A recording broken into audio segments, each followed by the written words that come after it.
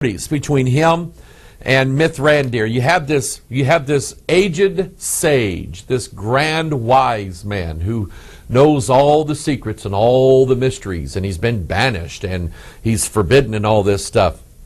And so in Star Wars Episode 1, which was the first movie, never figured that out. But anyway, Star Wars Episode 1, we find Obi-Wan Kenobi, and he has all these secret knowledge. He knows how to command the four elements to make the Force, so he can go like that. And at the end of Star Wars Episode 4, Movie 1, you see that famous scene where Obi-Wan Kenobi is fighting Darth Vader, and who is his old nemesis / his old buddy. And at some point, Obi-Wan Kenobi looks at young Luke Skywalker, who is the son of Darth Vader, although he doesn't know it yet. And he just sort of does this, and Darth Vader cuts him in half, and there's no body there. You see Obi-Wan Kenobi now showing up in the form of this voice. Let go, Luke. I remember playing in the arcades. They used to have this game, Star Wars. And man, the graphics were like lines, and they were amazing. But anyway, I'm playing Star Wars in the thing, and I can never shoot the things down inside the Death Star. I can never make it through the tunnel. I keep getting hit all the time. And so there is Obi-Wan Kenobi's voice in the video game telling you, let go, Luke. So I thought, oh, okay. So I let go of the joystick. Crash. Oh, that wasn't for me, was it? Obi-Wan Kenobi now is more powerful than he was before he got killed. Where did George Lucas get the idea for who Obi-Wan Kenobi was? The Jedi. He got it from Egyptian mythology. Remember, mighty men of old, men which were of renown. There was a famous, although some say he never existed, he shows up in one book of Egyptian mythology. He was a very, very powerful magician. He was called the Jed, D-J-E-D.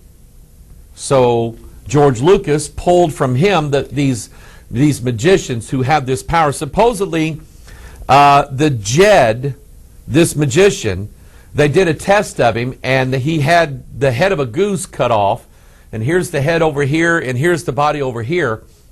And through his magic powers, he made the head of the goose waddle over to the body of the goose, and the head connected back to the goose. That's the mythology that was told about him. But here's the interesting thing, is that the Jed, this magician, and here's the Jed pillar. Notice the symbol of the Ankh. This was in reference to the Jed, the magician. The Jed had magical powers similar to the magicians that faced off against Moses in the book of Exodus. You remember Moses said, Moses took his rod, cast it down, turned into a snake. Pharaoh said, guys, show him what you can do. Show him what you showed me last night. And they did the same thing. These guys were powerful magicians. They had superpowers, by the way, of devils. And the idea of the Jedi and the Jed and these magicians, I don't think that that's a coincidence. What I'm saying is that all this stuff about the Force and Mithras and all of these churches that are trying to teach you that the battle between good and evil can be seen in the Bible, and it can be seen in Star Wars and the Lord of the Rings and Superman. So really we're supposed to be able to understand the Jesus that they want you to believe in from mythology. Here's the problem.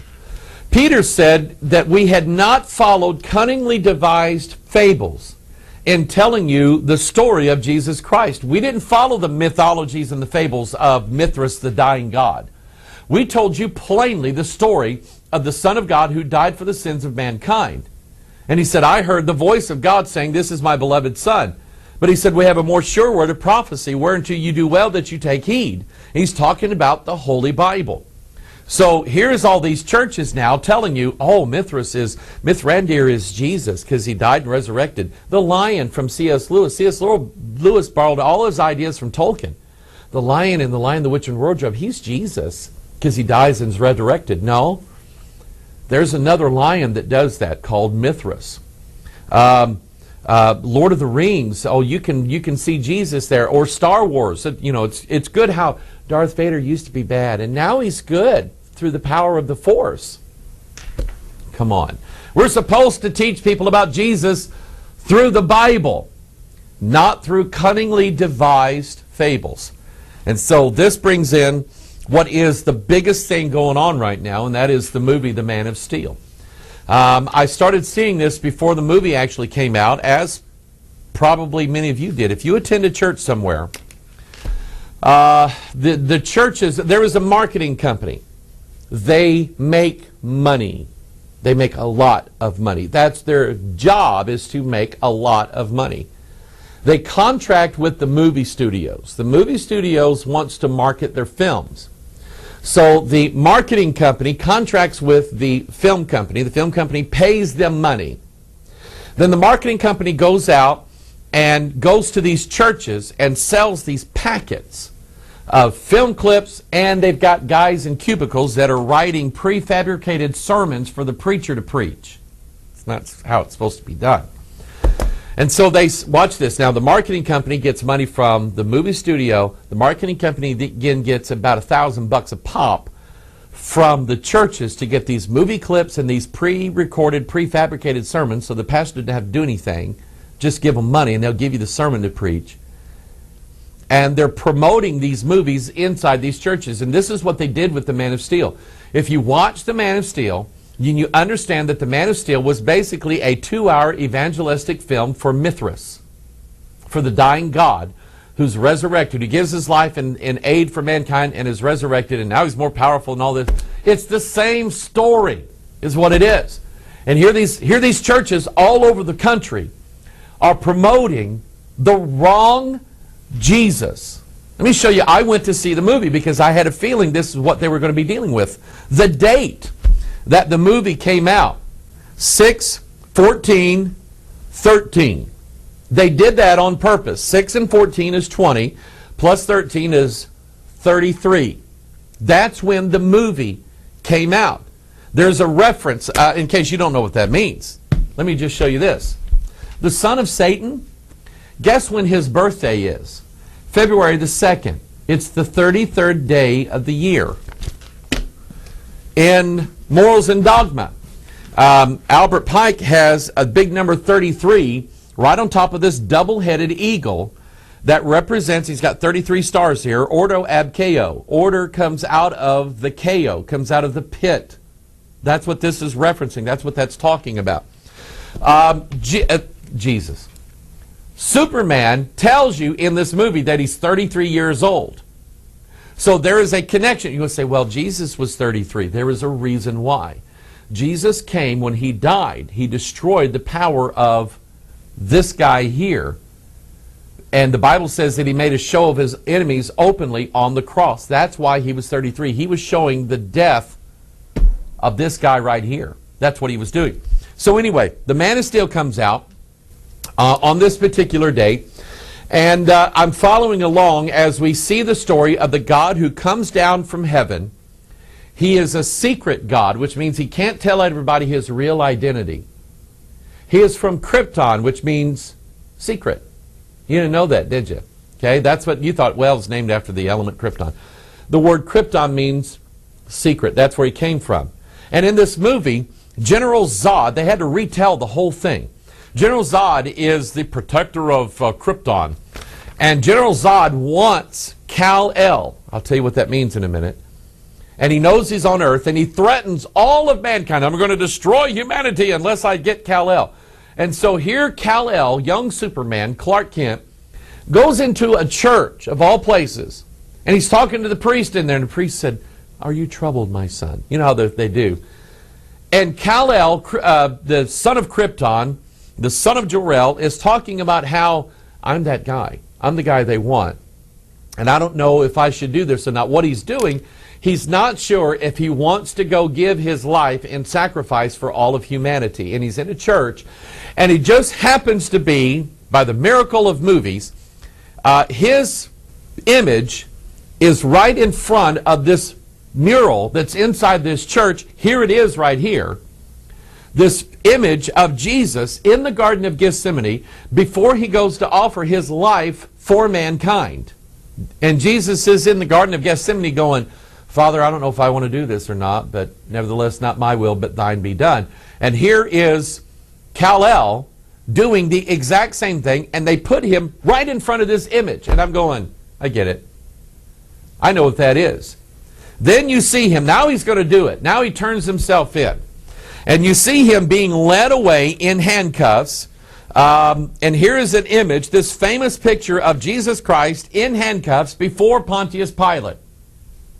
It's the same. They're trying to get you to think that Superman is Jesus. He's the Savior. He's the Messiah.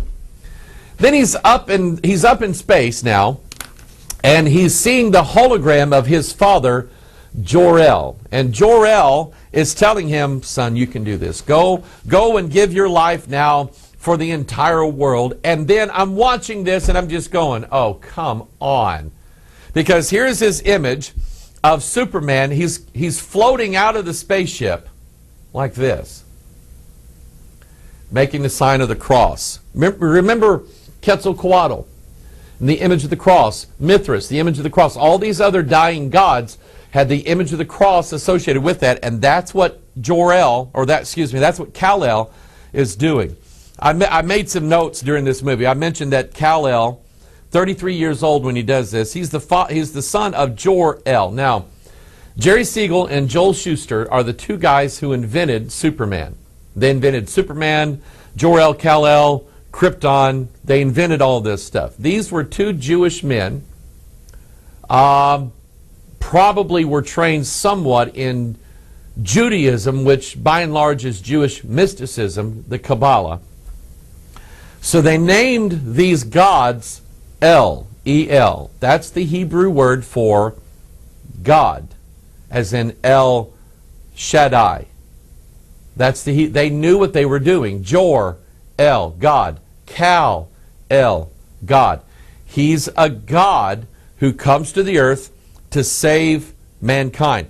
In this scene here, where he's making the cross,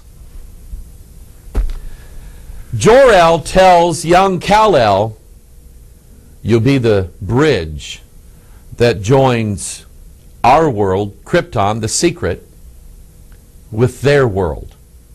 You'll be the bridge. You'll be what connects everybody with the world of the gods and the world of the humans. Take a look at this graphic here. This is from Freemasonry. It's called the Royal Arch of Freemasonry. Notice that it has a pillar on one side and a pillar on the other. One is representative of the earth. The other is representative of the stars or the gods.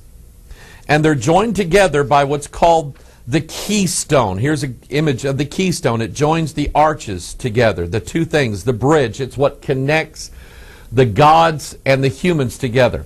Let me show you from the Bible what that looks like.